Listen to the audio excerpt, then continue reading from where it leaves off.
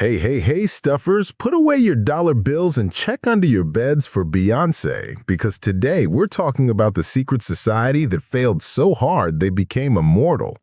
Alex here, and welcome back to Stuff with Alex.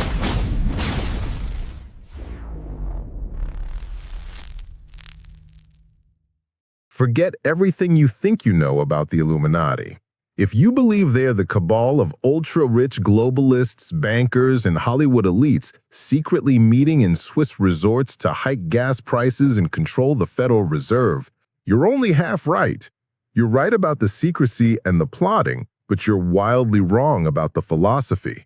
Because the most shocking detail about the actual Bavarian Illuminati, the group founded in 1776 that launched 250 years of shadow government paranoia, is that their main goal was essentially proto-communism. We're talking about genuine, radical, anarchist idealists who foresaw the entire global economy operating under a communism of goods structure. Adam Weishaupt, the founder, aimed to abolish all organized religion and obliterate every government so that mankind could live in a world of pure equality. The original goal was to replace established religion and monarchy with a cult of reason. They wanted to tear down the world order, not run it.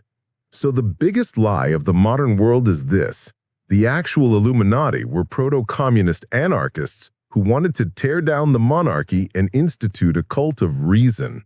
But the current Illuminati, they're just Joe Biden and Jay-Z, a bunch of dudes worried about their stock portfolio and whether their yacht payment cleared. They went from revolutionary idealists to just another really annoying LinkedIn connection, a group so radically anti-establishment they are now accused of being the establishment. The central paradox of this deep dive is simple. This group existed for less than a decade, 1776 to 1785, yet they remain the quintessential symbol of the shadow government 250 years later. They failed historically, but they succeeded mythologically. And today, stuffers, we figure out why. The historical organization that everyone keeps searching for under beds and behind dollar bills was formerly known as the Order of the Illuminati, founded in Bavaria in 1776. When Weishaupt, an Enlightenment-era professor, started the group, he didn't want rich overlords. He wanted to educate people away from religious influence and state power. The name itself, Illuminati, is Latin for the enlightened ones, which sounds less like world-dominating evil and more like a pretentious book club. The stated mandate was to put an end to the machinations of the purveyors of injustice, to control them without dominating them. They were fundamentally a product of the late 18th century Enlightenment, an era obsessed with reason, challenging dogma, and restructuring society. They were anti-monarchical and anti-clerical, deeply concerned with abuses of state power. This meant they posed a direct philosophical threat to the two pillars of Bavarian society, the Catholic Church and the elector's monarchy. Here is where the history completely diverges from the modern myth. Weishaupt's final vision was a radical utopian concept. He wanted to obliterate government, abolish religion, and allow mankind to live happily in a state of absolute, pure equality. However, this global equality would be overseen by his enlightened, illuminated elite. This required total secrecy and ruthlessly centralized control, a structure that would eventually implode because human egos hate being controlled by other human egos. What becomes immediately clear is that the term Illuminati is not a fixed historical conspiracy. Rather, it functions as a flexible template, a floating signifier for whatever political power structure the public distrusts most at any given time. In the 18th century, the target was the church and the crown. By the 21st century, the public's anxiety has shifted to hyper-capitalist global elites, tech CEOs, and media moguls. The core fear that a small, unaccountable group is pulling the strings remains constant, but the identity of the puppeteer changes completely.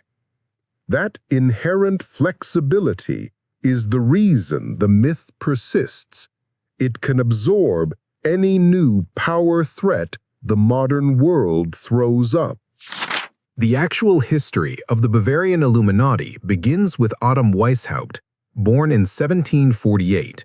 Weishaupt was a professor of canon law at the University of Ingolstadt in the Electorate of Bavaria.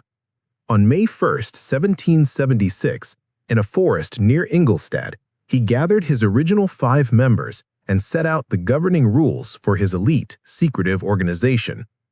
Weishaupt's background is crucial to understanding the order's structure. He was closely associated with or a defunct member of the Jesuit order.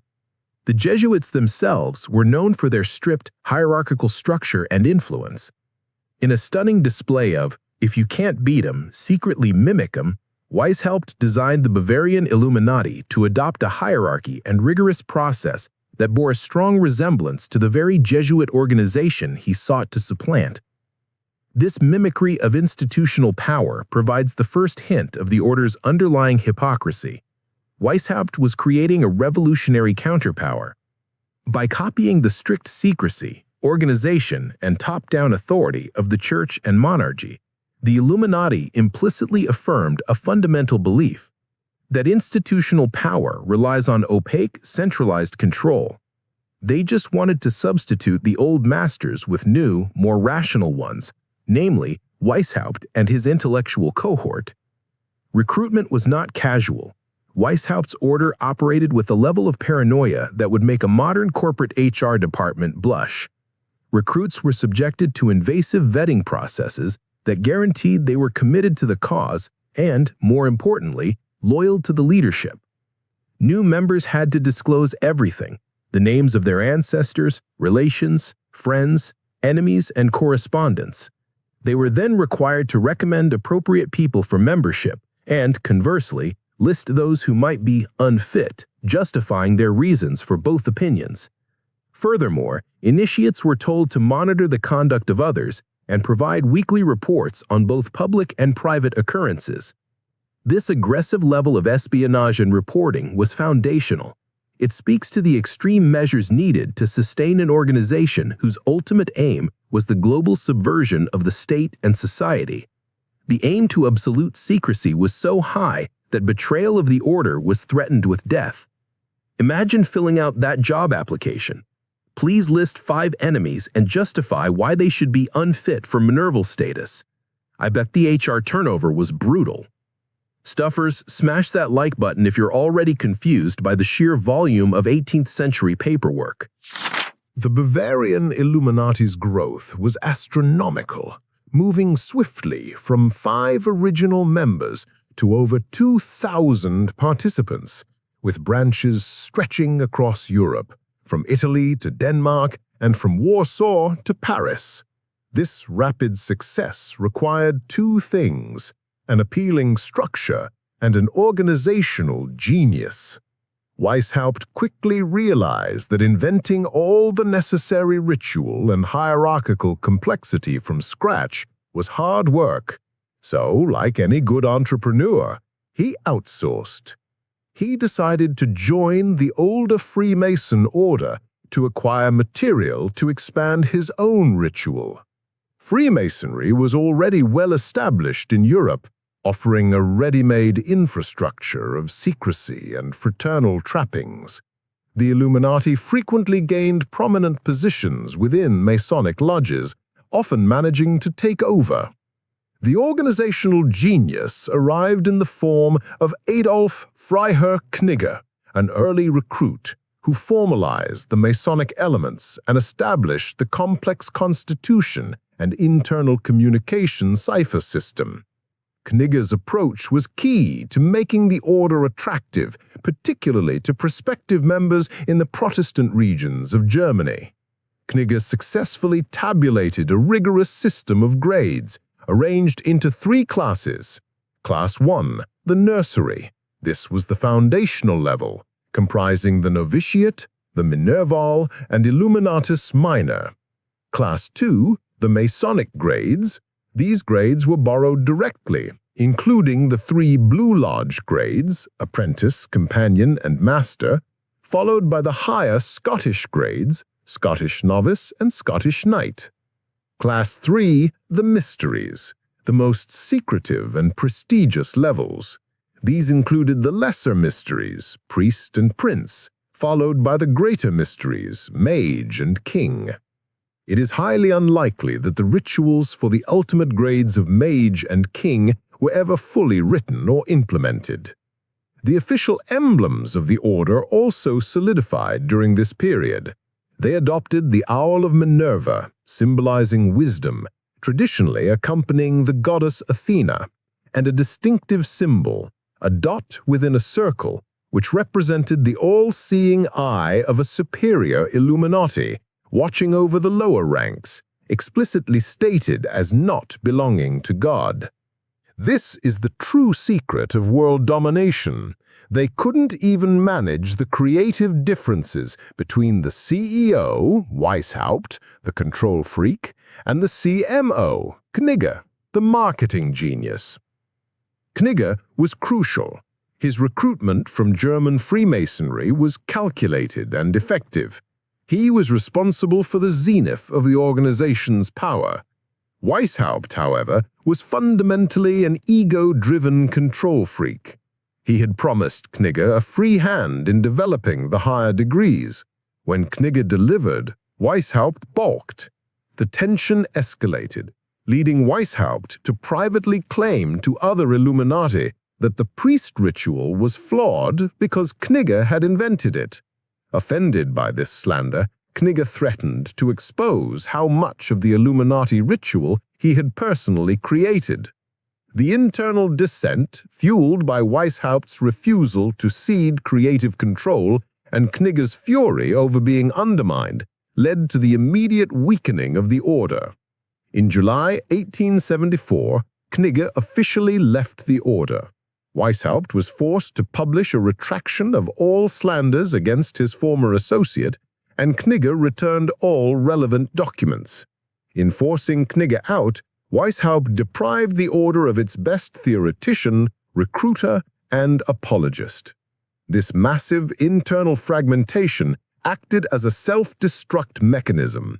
The group failed not because the government was too strong, but because its human, ego-driven leaders couldn't withstand the very structure of absolute, unaccountable power and total secrecy they had created. They were already dead from infighting by the time the government stepped in. The historical facts demonstrate this clear progression. Historical timeline and key facts.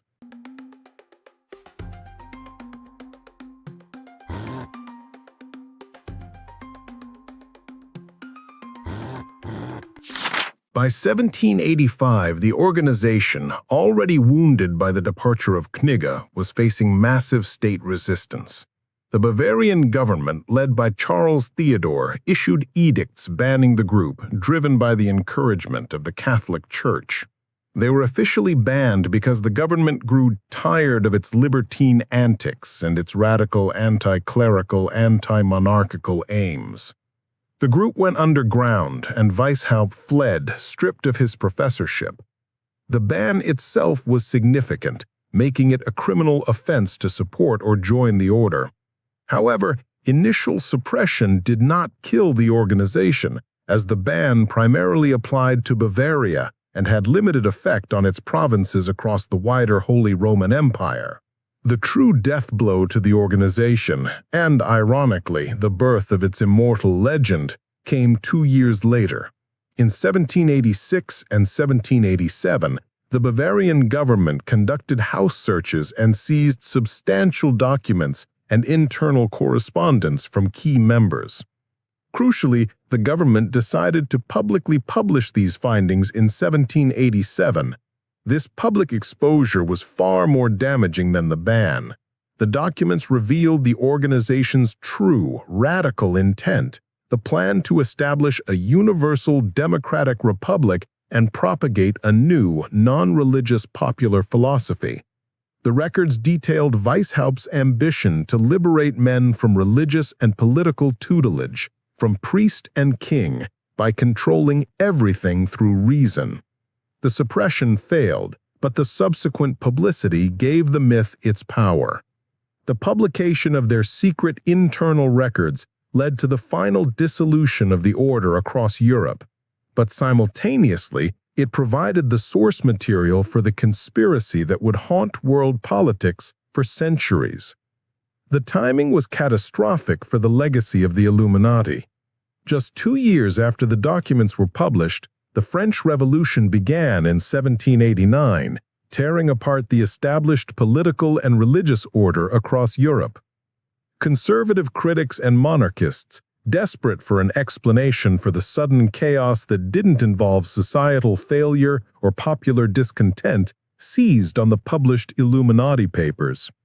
Between 1797 and 1798, two influential figures, Jesuit priest Augustin Barruel and Scottish scientist John Robison, published books claiming the Illuminati had survived underground and were directly responsible for masterminding the revolution. Barruel's memoirs illustrating the history of Jacobinism explicitly linked the Bavarian Illuminati with Freemasons, the French Enlightenment, and the Jacobins. Barruel and Robison essentially invented the deep state theory. The theory served a powerful political purpose.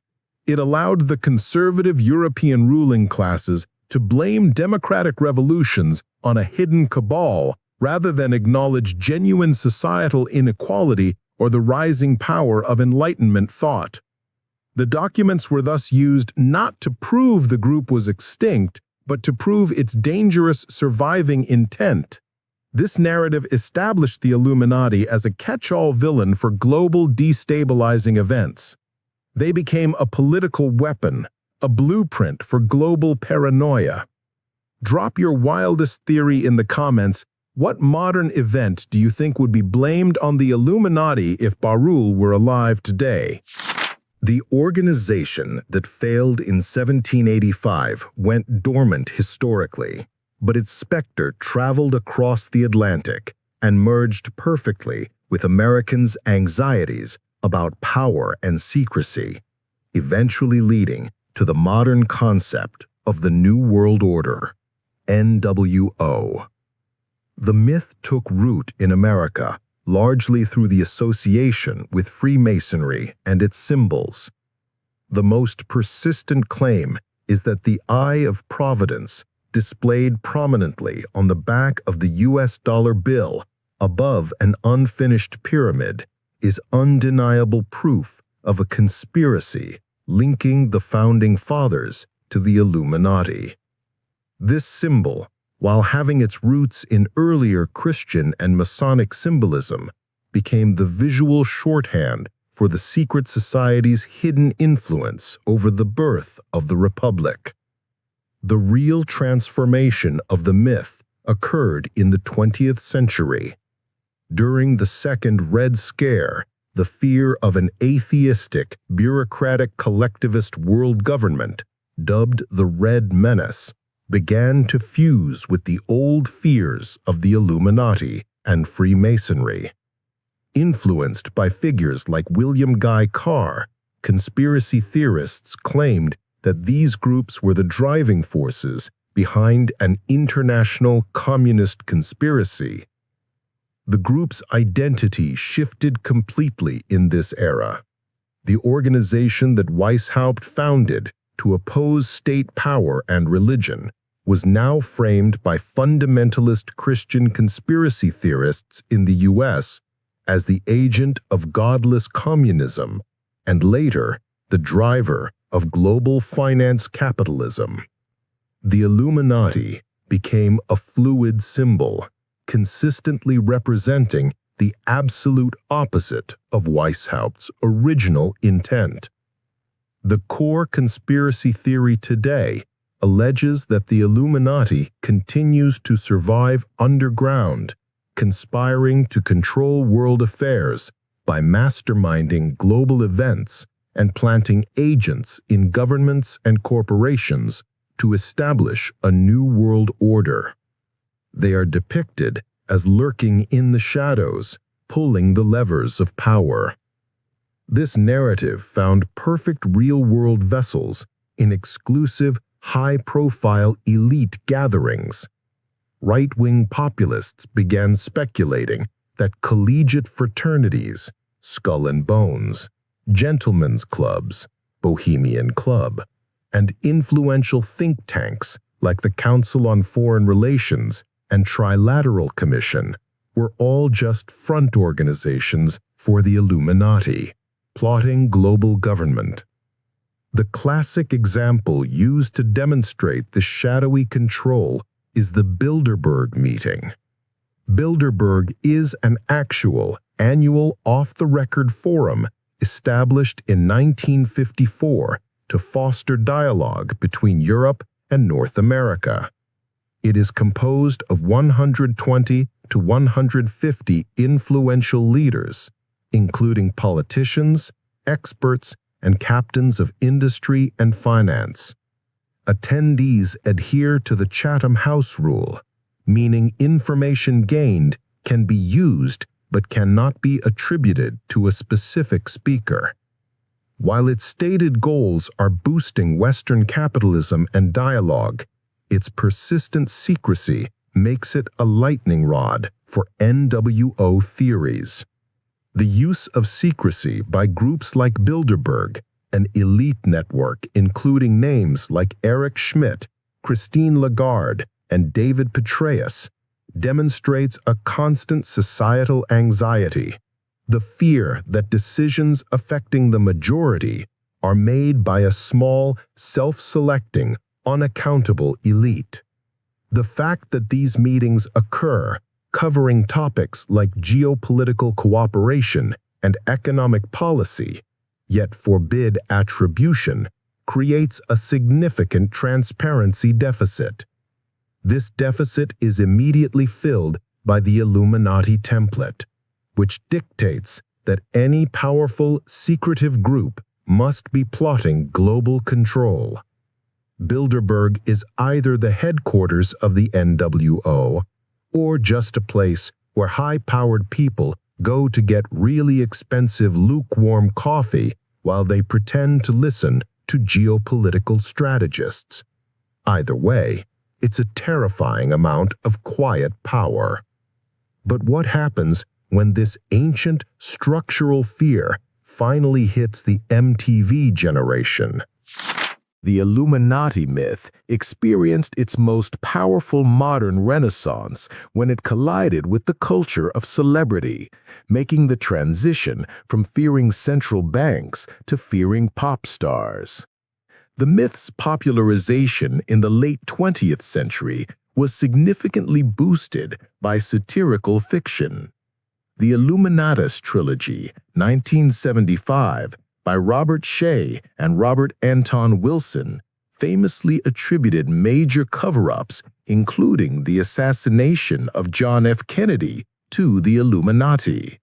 While satire, the book injected the idea of an all-encompassing, shape-shifting super-conspiracy into the counterculture consciousness.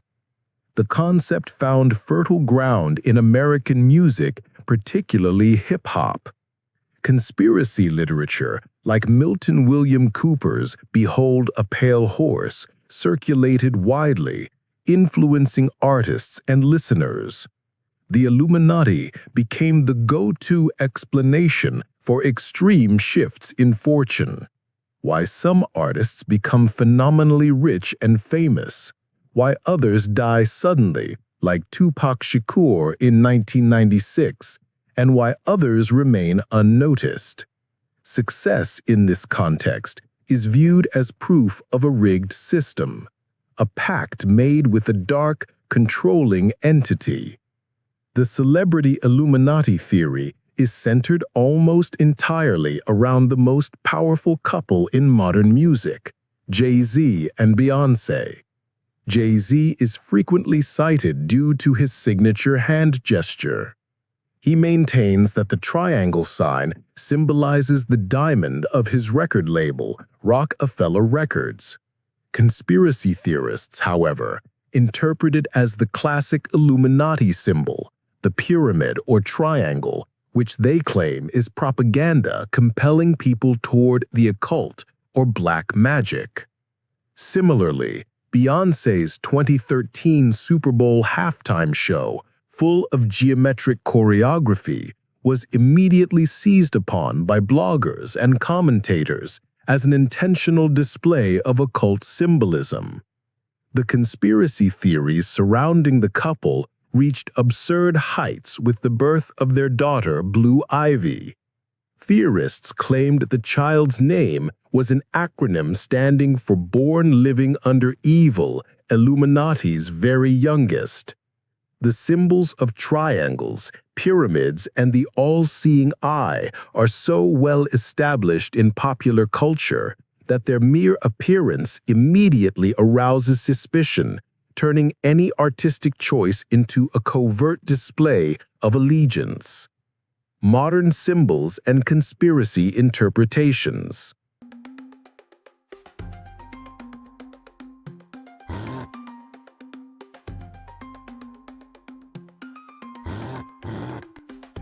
The phenomenon is so ingrained that denial itself becomes confirmation. Jay-Z, Kanye West, and Katy Perry have all publicly dismissed the rumors as stupid or ridiculous. Yet the theorists simply counter that this denial is exactly what the secretive Illuminati would be required to do to maintain their cover. This celebrity obsession reveals a critical cultural dynamic, the deep-seated skepticism that true, hard work or genius can lead to hyper-success in the current economic structure. By labeling successful figures as Illuminati members, the public attributes their massive fame and wealth to a rigged, dark external system, thus removing the artist's agency. This interpretation functions as a coping mechanism for dealing with socio-economic inequality and the incomprehensible scope of modern global celebrity. The theory doesn't require proof. It satisfies the anxiety that the world is inherently unfair and secretly controlled. We have tracked the Illuminati from the radical Enlightenment ideals of 1776 through the chaos of 18th century internal politics and into the 21st century digital landscape where they control everything from the U.S. presidency to the Super Bowl halftime show. What did the analysis reveal? The Bavarian Illuminati dissolved not because of governmental suppression, but because they were fundamentally disorganized, consumed by infighting between their leaders, Weishaupt and Knieg. They failed to manage dozens of enlightened academics. They certainly aren't managing 7 billion people. The group achieved immortality only after the state publicly broadcasted their secrets in 1787. It ceased to be an organization and immediately became a powerful, adaptable blueprint for attributing malice and chaos to a hidden hand. The enduring function of the Illuminati myth is simple. It is a perfect narrative for explaining the perceived failure of meritocracy and the persistent anxiety surrounding unaccountable power. Whether they are proto-communists trying to destroy the monarchy or hyper-capitalists trying to enslave the global economy, The fear is always the same, that a small, elite group is manipulating the fate of the common man. The core lesson from this 250-year journey into secrecy is not about geometry or celebrity handshakes. It is about the nature of power itself. The pursuit of power and knowledge in total darkness, hidden behind multiple degrees and ciphers, inevitably breeds suspicion, dissent, and ultimately corruption. The very foundation of the original Illuminati, absolute, hidden loyalty enforced by threat of death, undermined their stated goals of communalism and reason. The world does have real, complex problems of injustice, inequality, and hidden influence. The solution is not to substitute those problems with a convenient, invisible boogeyman, but to seek truth and transparency openly. For me, the real secret society we should be focusing on is the one based on wisdom and justice. In an age saturated with competing, chaotic narratives and complex hidden agendas, the greatest power is the ability to discern. We should seek wisdom openly rather than relying on our own finite understanding or chasing hidden answers revealed only in secret degrees. This is the universal principle. True wisdom is available openly, not hidden behind multiple degrees and ciphers. We must use discernment to distinguish between genuine injustice and the chaotic narratives used merely to place blame. The wisdom that truly matters is not the kind that elevates a select enlightened few, but the kind that is designed to bring peace and moral clarity to all. James chapter 3, verse 17, "The wisdom from above is first pure, then peaceable, gentle, open to reason, full of mercy and good fruits, impartial and sincere." Okay, thanks for watching. Peace out. Goodbye, guys.